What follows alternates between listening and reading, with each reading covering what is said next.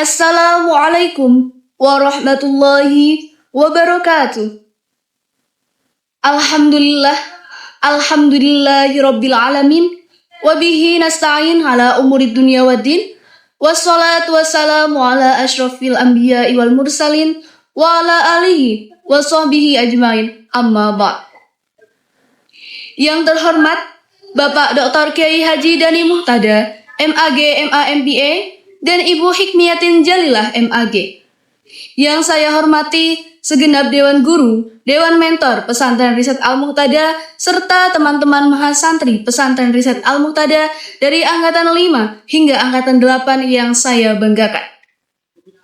Pertama dan yang paling utama, marilah kita panjatkan puji syukur kita kehadirat Allah Subhanahu wa Ta'ala yang telah melimpahkan rahmat, taufik, hidayah, serta inayahnya kepada kita semua, sehingga pada bulan Ramadan ini kita dapat menunaikan ibadah puasa dalam keadaan sehat walafiat. Tak lupa yang kedua kalinya, sholawat serta salam mudah-mudahan tercurah limpahkan kepada junjungan kita, Habibana wa Nabiyana Rasulullah Muhammad Sallallahu Alaihi Wasallam, yang kita nantikan syafaatnya kelak di yaumul qiyamah. Amin, amin, ya robbal alamin. Pada kesempatan kali ini, saya, Najwa Khofifatul Azizah, mahasantri Angkatan 7, izinkan saya untuk menyampaikan kultum dengan judul Al-Quran, Surat Cinta Allah yang sering kita abaikan. Al-Quran merupakan surat cinta Allah yang sering kita abaikan. Pada suatu malam di bulan Ramadan, terdapat malam yang sangat istimewa, sangat mulia, dan sangat berkah malamnya, yaitu malam Nuzulul Quran. Apa itu malam Nuzulul Quran?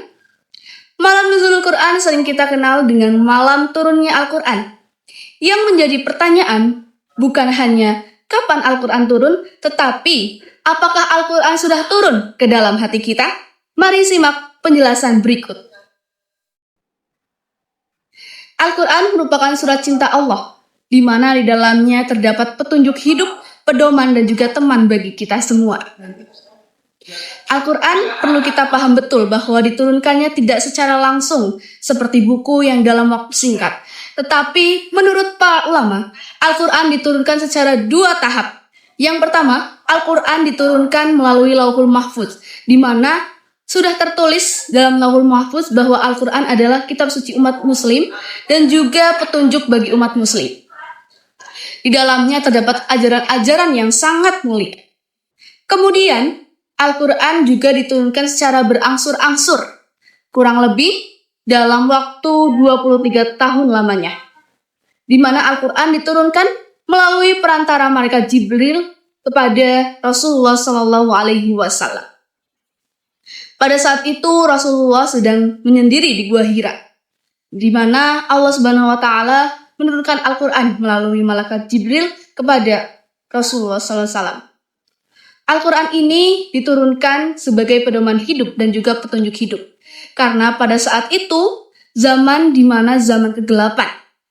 Manusia masih membiasakan perpecahan, permasalahan, dan juga penindasan antara yang kaya dan yang miskin, antara yang lemah dan yang kuat. Sehingga hal tersebut menjadi lumrah. Allah sangat menyayangi umatnya. Maka Allah tidak membiarkan begitu saja umatnya dalam zaman kegelapan. Maka dari itu Allah menurunkan Al-Quran sebagai petunjuk hidup. Jadikan malam Nuzulul Quran ini sebagai malam kedekatan kita dengan Allah Subhanahu wa Ta'ala yang telah menurunkan Al-Quran. Maka apa saja sih amalan yang perlu kita kerjakan di malam Nuzulul Quran ini? Yang pertama, kita harus membaca Al-Quran atau tilawatil Quran. Usahakan menjalankan program One Day One Juz atau 1 hari 1 Al-Quran. Karena 1 ayat pun sangat berarti, sangat menjadi saksi kedekatan kita dengan Allah Subhanahu wa Ta'ala. Maka dari itu, perbanyaklah membaca Al-Quran.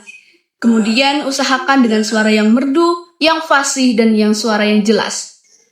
Usahakan kita membaca dengan tartil Quran atau membacanya dengan tartil.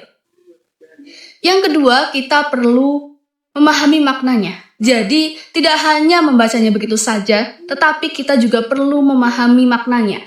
Melalui maknanya, kita bisa mengamalkan ajaran-ajarannya di dalam makna tersebut.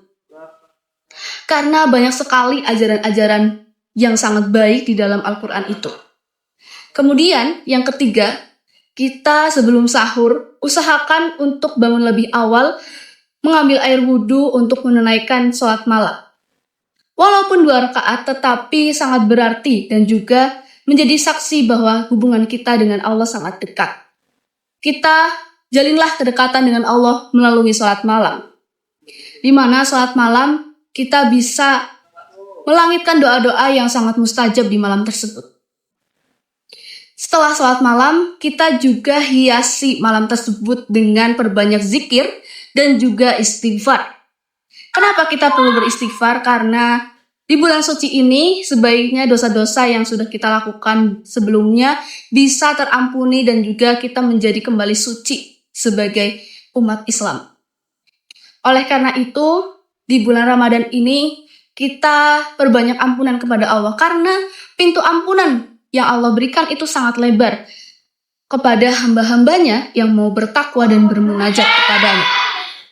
Kemudian setelah itu kita juga harus, setelah sholat malam berzikir, kita juga harus berdoa. Dimana ketika kita punya hajat, pastinya teman-teman semua dan para hadirin semua memiliki hajat. Dimana hajat tersebut kita bisa langitkan, kita bisa kabulkan insya Allah melalui perbanyak doa di malam nuzulul Quran. Sekian kultum yang dapat saya sampaikan, kurang lebihnya mohon maaf. Apabila ada kesalahan kata dalam penyampaian kultum tersebut, saya mohon maaf karena kesempurnaan hanya milik Allah semata. Wabillahi taufiq wal hidayah wal afu minkum. Wassalamualaikum warahmatullahi wabarakatuh.